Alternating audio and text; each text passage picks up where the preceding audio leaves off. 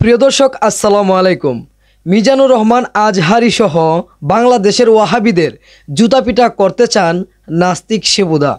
দর্শক শ্রোতা, আমার স্ক্রিনে একটা ছবি দেখতে পারতেছেন, যার নাম হচ্ছে কুখ্যাত গালিবাজ শেফুদা, যিনি বাংলাদেশের সেলিব্রিটিদের এবং রাজনীতিবিদদের, ইসলামিক বক্তাদের বিভিন্ন সময় গালিগালাজ করে মানুষের সমালোচনায় এসেছেন। ভাই, এই মানুষটার ইতিমধ্যে একটা ভিডিও প্রচুর পরিমাণে ভাইরাল হয়েছে। তিনি মিজানুর রহমান আজহারি, লুৎফুর রহমান এবং ইসলামিক বক্তা তারেক রহমানকে জুতাপিটা করতে চান। তো দর্শক শ্রোতা, চলুন দেরি না করে ভিডিওটা দেখে আসি, তারপর এই ভিডিও নিয়ে বিস্তারিত কথা বলি। আর যেসব অসভ্য কিছু কিছু নব্য ওয়াহাবি মালানা আইছে, মাওলানা মিজানুর রহমান, মাওলানা লুৎফুর, মাজার পূজারীকে মাজার পূজা করতে যায়, তো মাজার জিয়ারত করতে যায়। আমি নিজে আজমির শরীফের একজন আন্তর্জাতিক খাদেম। যেই কুত্তার বাচ্চারা বলবি মাজার পূজারী, তাদেরকে আমি জুতা দিয়ে পিটাম। ওইসব যারা ওয়াজ করে টাকা নেয়, ওদেরকে আমি দর্শক শ্রোতা, আপনারা দেখলেন কুখ্যাত গালিবাজ শেফুদা মিজানুর রহমান আজহারিকে জুতাপিটা করতে চান। কেন করতে চান জানেন? কারণ বাংলাদেশের ওয়াহাবিরা নাকি সুন্নিদের মাজার পূজারী বলে। মাজার পূজারী বলার কারণে তিনি তাদেরকে জুতাপিটা করতে চান।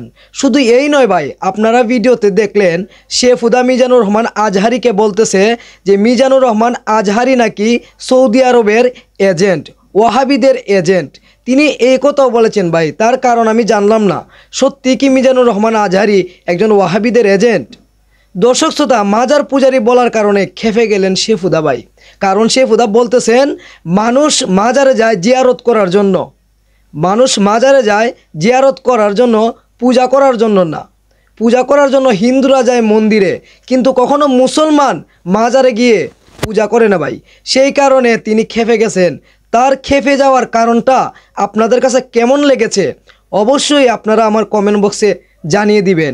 তিনি আরও বলেছেন যে আমি নিজেও একজন মাজার জিয়ারতকারী, কারণ আমি বিভিন্ন সময় বিভিন্ন জায়গায় মাজার জিয়ারত করতে যাই। তার এই কথাটা ভাই আঘাত লেগেছে, কলিজায় লেগে গেছে। তাই তিনি ওয়াহাবিদের জুতাপিটা করতে চান। ভাই, এই দৃশ্যটা কার কাছে কেমন লাগছে ভাই? আমার কাছে অত্যন্ত ভালো মনে হয়েছে যে এতদিন পরে এরকম একটা খারাপ মানুষ একটা ভালো কাজ করছে। কারণ যারা সুন্নিদের মাজার পূজারী বলবে তাদেরকে এই রকম শিক্ষা দেওয়াটা এক ধরনের লড়াই এবং প্রতিশোধ আমার মনে হয়। এই রকমটাই উচিত, এই রকম জবাব দেওয়াটা উচিত আমি মনে করি। আপনারা কি মনে করেন ভাই? এতদিন পরে একজন নাস্তিকের বাচ্চা ওয়াহাবিদের উচিত শিক্ষা দিছে, একজন নাস্তিকের বাচ্চা ওয়াহাবিদের উচিত শিক্ষা দিছে। কারণ মুসলমানের সন্তানরা কখনো মাজারে গিয়ে পূজা করে না ভাই। আপনারা কি বলতে পারবেন যে মাজারে গিয়ে কোনো সময় কখনো কোনো মানুষ পূজা করেছে, দেবতা দিয়ে পূজা করেছে? এরকম কখনো কোনো জায়গায় হয়? কিন্তু কেন বাংলাদেশের সুন্নিদের ওয়াহাবিরা মাজার পূজারী বলবে?